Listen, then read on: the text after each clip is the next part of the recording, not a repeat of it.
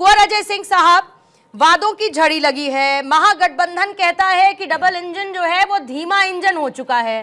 अब आप तो सर दोनों इंजन का हिस्सा रहे, आरजेडी के साथ भी रहे, फिर बीजेपी के साथ भी रहे, तो जरा बता दीजिए कि किसके इंजन को खींचने में ज्यादा मेहनत लगी और किसका पटरी पर रुककर थम गया। मतलब विकास के लिहाज से किस समय में ज्यादा जनता को जो कहा गया वो मिल गया। कुंवर अजय साहब। पूर्णिमा जी, मैं आपके चैनल के माध्यम से बिहार प्रदेश की जनता को ये बताना चाहता हूं और आरजेडी के प्रवक्ता भाई अरुण जी से भी ये पूछना चाहता हूं कि माननीय लालू जी का चेहरा आरजेडी के पोस्टर से क्यों हटा दिया गया है। ये शायद इसलिए ताकि बिहार की जनता लालू जी की जंगल राज को भूल जाए। कहाँ नजर आ गया, कहाँ नजर आ गया? तो एग्जाम्पल दीजिए लालू जी की। कुछ क्यों बोल रहे हैं? अरुण भाई, अरुण जी ओपनिंग स्टेटमेंट के बीच में नहीं सर, उसके बाद आप बोलिएगा, कोई दिक्कत नहीं।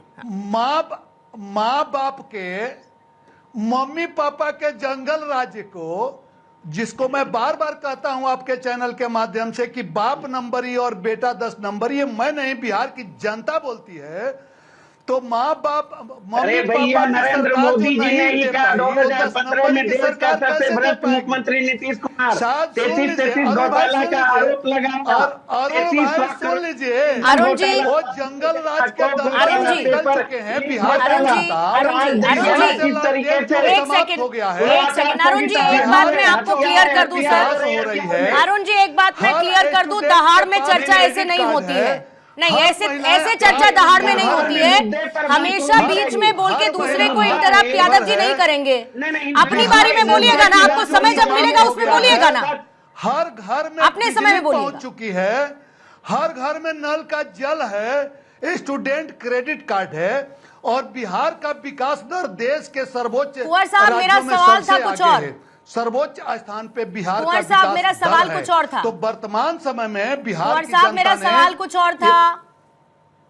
हम पूर्णिमा जी, हमारे साथी बदलते रहे, कभी हम फूलों के बाग और कभी काजल की कोठरी में रहे, लेकिन काजल की कोठरी में रह करके भी बेदाग निकले और हम जानते थे कि काजल की कोठरी वाले सुधर गए होंगे। खुद ही गए थे ना, काजल की कोठरी अगर अब लगती है बेटा 10 नंबरी निकले, इसलिए खुद ही गए थे ना काजल की कोठरी में तय करके। बेटा 10 नंबरी को छोड़ दिया गया। हाँ। शायद बिहार की जनता इस बात को समझती है कि चाहे किस बिहार की जनता की चिंता लालू प्रसाद यादव को या तेजस्वी यादव को नहीं है, ठीक है। महागठबंधन को बिहार की चिंता नहीं है। हाँ। उन्हें लालू जी की लालटेन की चिंता है, जो लाला और लाली मिला के जो इनके टेन है, ठीक है, केवल उसी की चिंता है। बिहार की जनता की चिंता नहीं है। और बिहार की जनता ने मन बना लिया है कि 25 कुंवर अजय साहब जो भी है, लेकिन अभी भी ग्रामीण इलाकों में, ग्रामीण अंचल में बिजली से लेके, सड़क से लेके, स्वास्थ्य जैसी बहुत सारी समस्याएं हैं सर। एक लंबा वक्त रहा और इसको भी आपने शामिल किया था अपने घोषणा पत्र में। ठीक है, आपको ठीक है। अभी भी ऐसा नहीं है कि ऑल इज वेल है, अभी भी बहुत काम करना बाकी होगा।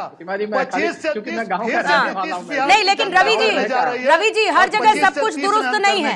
अगर दुरुस्त हो जाएगा सब जगह तो फिर सरकार बनाने की जरूरत ही नहीं है ना सर। फिर तो सब कुछ ठीक ही है, फिर क्या समस्या है? सुधार की जरूरत है, मैं मान रहा हूँ, लेकिन बिजली आज की डेट में 22 से 23 घंटे गाँव में मिल रही है पूर्णिमा जी, ये भी हकीकत है। और बिहार में इस वजह से आपको बताऊं कि जो कोरोना के दौरान में बच्चे आए यहाँ गांव में अपने घर में रहने, वो आज वर्क फ्रॉम होम बिहार में रह के कर रहे हैं। और स्वास्थ्य का क्या त्रिपाठी जी, स्वास्थ्य का क्या? ग्रामीण अंचलों में, दूर दराज के क्षेत्रों में जहाँ कनेक्टिविटी की भी समस्या है, वहाँ स्वास्थ्य का क्या? बड़े बड़े आप एम्स का नाम ले लीजिएगा सर, है ना, आप नाम लीजिएगा, लेकिन अभी भी छोटे अस्पतालों की जरूरत दूर दराज के इलाकों में अभी भी उसकी कमी महसूस होती है।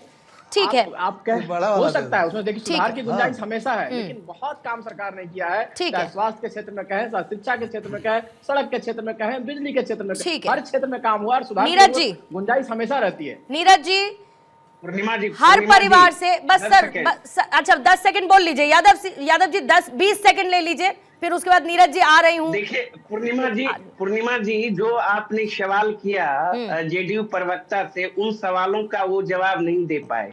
दिया ना, देता हूँ आरजेडी को बताया ना काजल की कोठरी, दिया जवाब। वही वो तो आए बाएं टाए साई बोल नहीं दिए बहुत ना साफ वो। बताया मैं बताता काजल की हूँ। कोठरी से, अब और सुन क्या लीजिए, अच्छा आपको सुनना है अपने लिए, बताइए। सुन लीजिए ना, पूर्णिमा जी 17 माह का जो महागठबंधन की सरकार था, उसी महागठबंधन सरकार में तेजस्वी यादव जी ने अपने प्रण अनुरूप 5 लाख सरकारी नौकरी देने का काम किया। ठीक है sir. IT policy, tourism policy, और वादा कितने का किया था? काम किया उस सरकारी और नौकरी के बदले वादा कितने का किया था? उस सरकारी वादा कितने का किया था सर? और अभी भी दे दीजिएगा सरकारी नौकरी, पहले उतनी सरकारी नौकरियां बिहार में हो तो मिनिमम आंकड़े के हिसाब से। यादव जी सुनिए सर, बेसिक 18,000 रुपए किसी सरकारी एम्प्लॉय को मिलेगा ही। उस नौकरी के 18,000 के हिसाब से जितनी नौकरियों का वादा इस बार किया गया है, उसको कैलकुलेट कर लीजिएगा तो उतना पैसा नहीं है बिहार में, उतना पैसा नहीं है बिहार के बजट में सर। ठीक है, ओके नीरज जी, ठीक है, मुझे नीरज जी को लाने दीजिए, फिर उसके बाद रमनीश जी के पास आती हूँ। नीरज जी ओपीएस का जो मुद्दा है वो तो आप लोगों के बड़े दिल का करीब है, और मुमकिन है कि शायद आप ही लोगों की तरफ से सजेशन भी दिया गया हो कि तेजस्वी प्रण में शामिल कर लीजिए, जरा ओपीएस के मुद्दे पर भी बात हो जाए, उसकी वापसी की। लेकिन फिर वही वाली बात है कि आर्थिक रूप से कितना इसकी आपको संभावना नजर आती है? आर्थिक तौर पर इसकी संभावना को समझना होगा, या फिर सिर्फ एक भावनात्मक तौर पर वोटर को जोड़ने की कोशिश इस वादे के जरिए है? पूर्णिमा जी, सबसे पहले तो एक व्यक्तिगत बात, रवि भैया को कैमरे के इस तरफ देखकर बहुत अच्छा लगा, क्योंकि बहुत सालों से हम लोग जुड़े हुए हैं और ये हमेशा कैमरे की दूसरी तरफ रहते थे। तो अच्छा है, जहां भी हैं अच्छा करें, ये मैं इनको शुभकामना देता हूँ। लेकिन इससे ये नहीं होगा कि मेरी जो इनकी पार्टी और विचार के प्रति जो तलखी है वो कम हो जाएगी। ये बीजेपी इंडिया का यूट्यूब का पेज है, इस पे ये वो प्रेस कॉन्फ्रेंस को दिखाया जा रहा है जिसमें इन्होंने अपना संकल्प पत्र लॉन्च किया। आप देख पा रही हैं कितनी देर की प्रेस कॉन्फ्रेंस है, 1 मिनट 50 सेकेंड। इस 1 मिनट 50 सेकेंड की प्रेस वार्ता जिसमें संकल्प पत्र की फोटो दिखाई गई, वो दिखाकर तो नेता चले गए, उस पर अब हम लोग पिछले 1 घंटे से चर्चा कर रहे हैं। अच्छा। बहरहाल मजेदार बात यह है कि जिसके नेतृत्व में चुनाव लड़ा जा रहा है, क्योंकि मुख्यमंत्री का चेहरा अभी तक सवालिया निशानों में है, लेकिन जिसका नेतृत्व है उस व्यक्ति ने पिछले 20 साल के अपने लेखा जोखे को 20 सेकेंड भी जनता को बताना उचित नहीं समझा। तो जनता के प्रति इनकी क्या जवाबदेही है वो तो सबके सामने है। आपने आरजेडी के प्रवक्ता से बड़ा अच्छा सवाल पूछा था, मुझे लगता है उनको समय नहीं मिला, तो मैं जवाब देता हूँ। गुंडा राज की बात हो रही थी ना, अभी आप ही पढ़ रही थी कि दुलारचंद यादव के साथ क्या हुआ।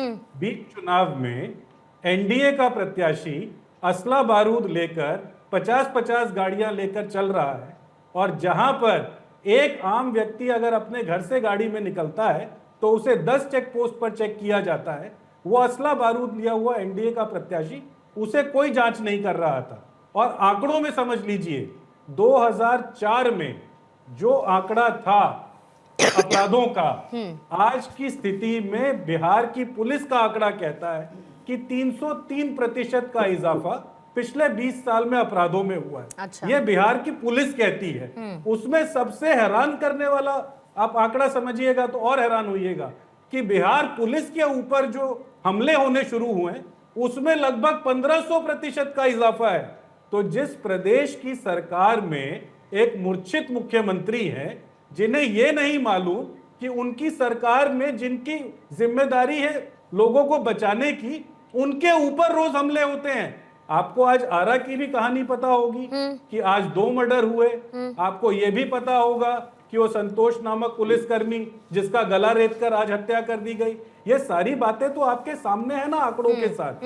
तो बिहार की स्थिति तो यही है कि जब मुख्यमंत्री जी के पास 20 सेकेंड उनके 20 साल का हिसाब किताब देने के लिए नहीं है, तो बिहार की जनता ये समझ चुकी है कि उन्हें किसकी बात पर विश्वास करना है। जहां तक रही तेजस्वी प्रण की बात, तेजस्वी का जो शाब्दिक अर्थ है ना, वो होता है चमत्कार, ऊर्जावान, जो हम बिहार को बनाना चाहते हैं। ये उसका प्रण है, और उस प्रण में खुद को बता रहे हैं, जनता को बता रहे हैं। सर पूछा पूर्णिमा जी, जो आर्थिक एंगल आपने मुझसे पूछा, नहीं, मैं तो क्योंकि ये कह रही हूँ कि ये जो आपने सब्जेक्ट है, तेजस्वी का शाब्दिक अर्थ बताया, ये खुद के लिए बताया या जनता के लिए बताया? ये तो मैंने जिसको समझ नहीं आ रहा था उसको समझाने के लिए नहीं, ये बताया। तो मुझे लगता है कि जनता खुद भी को, समझी हुई है मुझे और लगता है हम कि भी ये समझे खुद को हुए हैं। बार बार बताने में शायद आपको थोड़ा बेहतर महसूस होगा सर। आप बार बार बताइएगा कि तेजस्वी का मतलब दरअसल ये है, लेकिन सब जानते हैं कि वो तेजस्वी किसके लिए लिखा गया है, किसको आप ऊर्जावान बता रहे हैं और किसके घोषणा पत्र को आप ऊर्जावान बता रहे हैं, उस नाम के साथ उसको आगे बढ़ाया गया है।